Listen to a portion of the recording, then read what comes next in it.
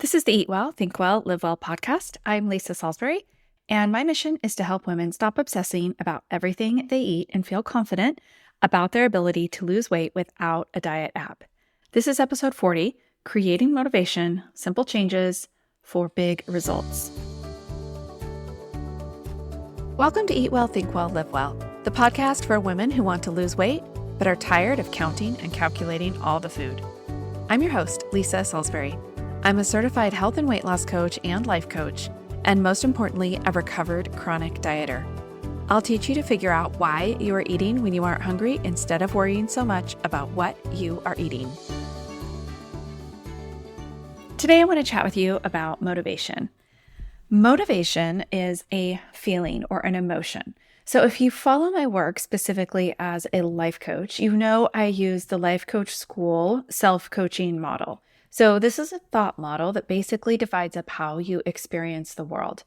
It has 5 separate lines, and I'm going to go through those real quick in case you aren't familiar, but it's a good refresher even if you are. So at the top, the first line you have is the circumstance. This represents just the facts of the world. So this is like the weather or day of the week, your address, meaning where you live, your bank account balance. This is also other people's words, not their thoughts, since we don't know those, but what they say out loud becomes your circumstance. Next in the model comes your thoughts. This is then the sentence that goes on in your brain in response to the circumstance. It's the meaning that we give as humans to what is happening in our world. Thoughts then create a cascade of chemicals that we call emotions. We feel emotions as a response to the thoughts we are having. They happen so simultaneously, it's hard to distinguish which happens first, the thought or the emotion. But we do know from cognitive behavioral theory that thoughts do create the emotion. This thought-feeling couplet then produces an action. So all our behaviors occur based on our thoughts and how we feel. Sometimes this is also inaction. So like procrastination or just remaining on the couch, that also goes in your action line. The last line of the model is the result. You'll find the more skilled you get at seeing your models in real life application, the more you'll see that the result is directly coordinated with the thought line, not the circumstance. An easy example of this is my weight. That number is math. It's the gravitational pull on my body at the moment in time that I step on the scale. So it's data, and it goes in the circumstance line. Then I have a thought about it. I feel an emotion, which prompts me to behave in a certain way and produces a result. My current weight is exactly the same as it was at various other times in my life.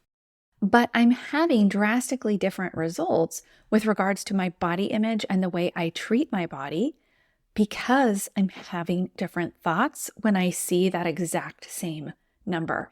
I think differently about that scale number, the exact same circumstance I was having at other various times in my life, which gives me differing, and I have to say, much better results now than when I was hating on my body because of the number I saw on the scale.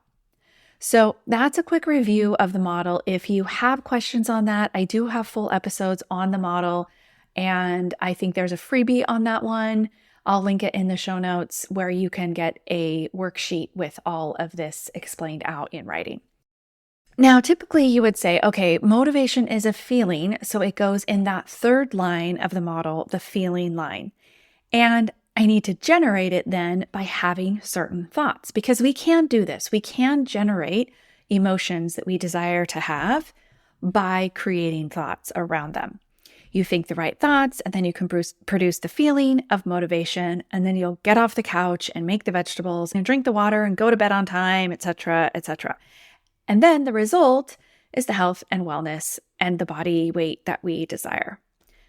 The problem here is that, yes, we can do this. We can work on our thoughts for a long time and practice the bridge thoughts to get us more motivation. And yes, that can work. But for the most part, I would say it doesn't. And the reason is because I find the motivation shows up more often in the result line rather than the feeling line. We actually get motivated after we take the action. And no, this isn't a misinterpretation of the model. Feelings can actually be in the result line. The thing is that if you are feeling unmotivated, it's very difficult to just turn that off and think a different thought and feel the opposite way. You'll find motivation in your model to be much easier to generate as a result than as a feeling. So if you are trying to create more motivation in your life, this is the way, is to create it as a result rather than up at the top of the model in that thought feeling couplet. So let's work through this. We have to take action to get motivation in the result line, right? So if results at the bottom and we're going backwards up the model, action is the step up. When you are first trying to generate motivation, we need to actually be pretty slow and steady about it. I think of it just like when you are changing the way you eat. You don't get lifetime results by overhauling your entire diet on a Monday morning. You get lifestyle change by making one tiny change at a time. Same with motivation in the result line. Then above that in the action line, we will see something really small. One 10-minute walk. One meal that you planned and then ate exactly as planned. One night you went to bed early and actually got those 8 hours of sleep. One extra glass of water every day for a week. And it doesn't have to be all of those, just one of those small actions leads to more motivation in the result line. So continue to work up the model. What thought-feeling combo is going to get you out on that walk or choosing the water over the soda? I find useful emotions here to be one of these: determination, persistence, discipline, and curiosity. It is much easier to cultivate determination than motivation, I promise, because the thoughts that lead to determination are just things like, I can do this, I am capable. You can generate discipline with thoughts like, I do this even when I don't want to. And that's the thing about these kinds of emotions like determination or discipline. You just decide, I'm going to do this even though it stinks, even though it sucks, like I don't want to. But because we are falling back on our commitment, that's another useful emotion here. We fall back on our commitment, we fall back on our determination, things where we just are doing it even when it's uncomfortable. Motivation actually feels amazing. Determination or discipline doesn't actually feel super great, but it's okay to be uncomfortable and then take the action, and then we get the result. We can generate persistence. It can come from thoughts like, I'm becoming a person who walks 10,000 steps a day, or I'm becoming a water drinker. So persistence actually can be from some of those bridge thoughts that we've used, like becoming thoughts. Curiosity, though, is probably my favorite useful emotion in this bunch of emotions. Curiosity can be generated with a lot of I wonder statements. So things like, I wonder what would happen if I went to bed now instead of watching another show.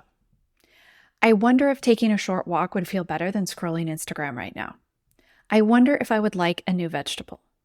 When we use I wonder statements, it opens up the brain to the possibility, and then it gets to work proving it true. You can also use other bridge thoughts here to generate some curiosity. So I've mentioned that term a couple times. A bridge thought is just something that we add to a thought we would like to think automatically. I'll stick with the walking example that I've been using. So say you want to be someone who walks 10,000 steps a day.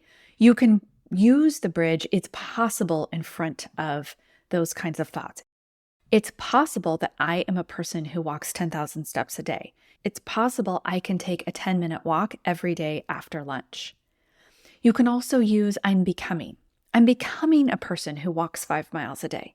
I'm becoming a person who drinks lots of water. Imagine now if these thoughts were in your thought line, traveling back down the model. You're feeling curiosity naturally because these types of thoughts will produce that emotion with your brain. Your brain's like, oh, maybe, and it looks for ways to make it true. If you're using some of these other thoughts, you're feeling maybe determined, committed, capable, and these emotions aren't quite motivation, but as you take the action, you end up with motivation in your result line because your brain is like, oh yeah, here we are doing the thing, and maybe I could do the thing again. So when you get really curious about what if I could do this, and then your brain sees you do it, then you're like, oh, wow, here we are. And if I did it once, I might be able to do it again. And we feel a little bit motivated.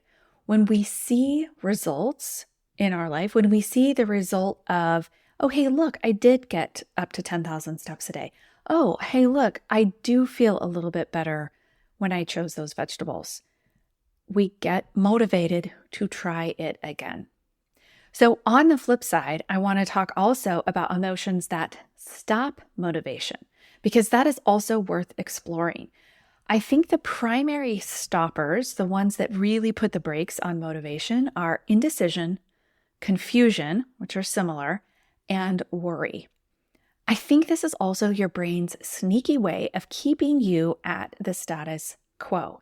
If you don't know what to do, then you don't have to do anything different. This looks like, which workout is best? I don't know which protein I like. Cooking vegetables is confusing. Should I roast them? Should I saute them? Am I supposed to eat them raw? How much walking should I do? When would I even do it? What if I never change?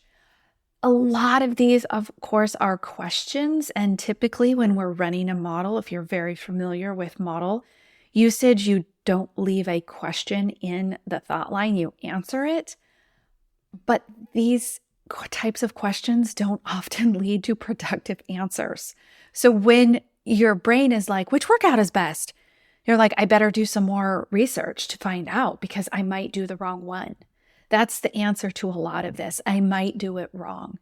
And we've all had these thoughts. I've had them. I know they do not lead anywhere near motivation.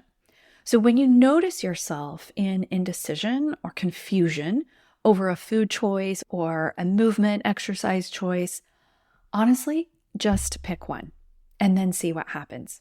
Just making the decision leads to more determination and then motivation in the long run if you are trying things.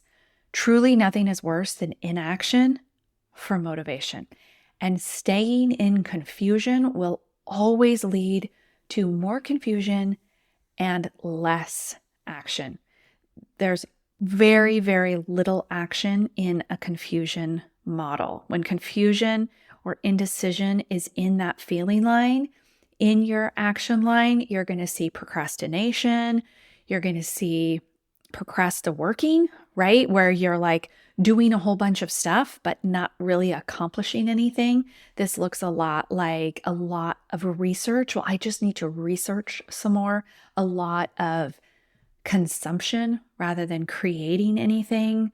So none of those things lead to more motivation. So if you find yourself with a lot of I don't know thoughts, you can ask yourself a couple of things to get out of this.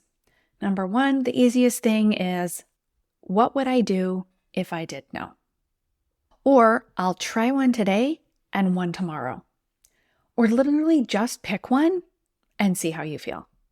If we are talking about which protein is best, or if you should walk in the morning or after lunch, I promise you can't go wrong. This is the crazy thing about our brains and these confusing and indecisive thoughts it offers us. There's really no reason for it other than to keep you stuck, other than to keep you in a safe, what your brain thinks is a safe place. These are actually not life and death decisions. Well, actually, I think exercise is the fountain of youth, especially for your brain. So maybe it is life and death if we do or decide not to exercise, but any movement is good. That's the thing. It doesn't really matter. I know I've had several experts on lately talking about Actually, I've just been interviewing them. I haven't published them yet, but I've had a lot of people talking about weightlifting for women, and that is good. But if you're not a weightlifter and you're like, I'm never going to lift weights, that's just not for me. I'm a walker, I'm a yoga person. Do that. Any movement is better than no movement. Any protein is good. Any meal plan can be good.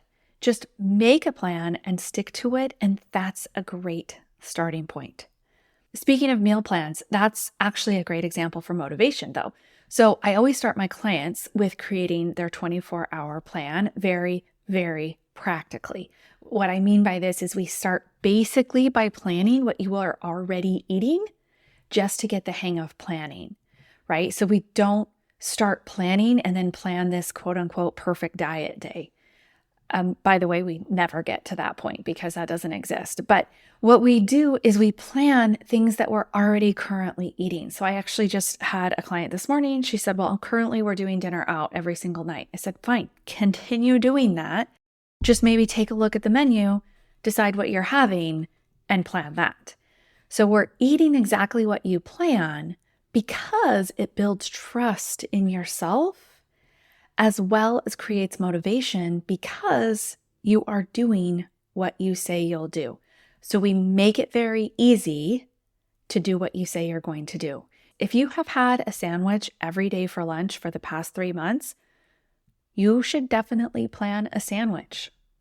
We start basically by planning what you are already eating just to get the hang of planning, and then eating exactly what you plan because it builds trust in yourself as well as creates motivation because you are doing what you say you'll do. Your brain is like, see what you did there? Maybe you could do it again. And we get those kinds of thoughts. The more you follow your plan, the more you'll be motivated to follow your plan. And then you can start with small up levels. So you're planning a sandwich every day for lunch and a bag of chips. Your small up level may be a sandwich and carrots on the side. It's very small change, but the more you have practiced following your plan, the more likely you will be like, oh, easy. The thing about motivation is that even as a result, it can be fleeting. We have to continue taking action time and time again to keep it around. That's why I want you to start with very small actions. When you start with big giant actions, we fizzle out fast and then use that as proof that we aren't good at things and quote, never follow through, right? Self-criticism is another thing that will drive away motivation just as quickly as indecision and worry. Remember, don't let perfect be the enemy of good. I don't know who said that, but I love it. When you are taking these small actions, your brain might tell you they aren't enough because you aren't perfect yet. But small actions are good. Small actions will lead to a little motivation. And when you add it all up, the small actions followed by a little motivation and then a few more small actions and so on and so forth, you will find that motivation is there, but not as your fuel, as your result. Try it. Try one small thing and let me know how it works for you. I would honestly love to hear from you. You're welcome to DM me on Instagram, send me an email, let me know what small action you are taking and how it increased your motivation. Another easy small action you can do is to start creating your go-to meals. This is just another great way to help you with those 24-hour plans. If you haven't grabbed that already, that is my free ebook. It's your go-to meal guide. Will help you to create your go-to meals. I give you some of mine for examples and even a few recipes are in there. So grab that link in the show notes and get your copy today. All right, I will talk to you next week. I actually have an amazing episode getting ready for you. I interviewed a medical doctor who is a specialist in menopause, and it is amazing. As I'm editing it, I'm learning like everything he told me all over again. I'm like, oh yes, this is so good. So I'm really excited for you to have that. It's one reason I left this episode short because next episode is quite long, but I really am excited for it. So be sure to subscribe so you don't miss that. Hey, thanks for listening today.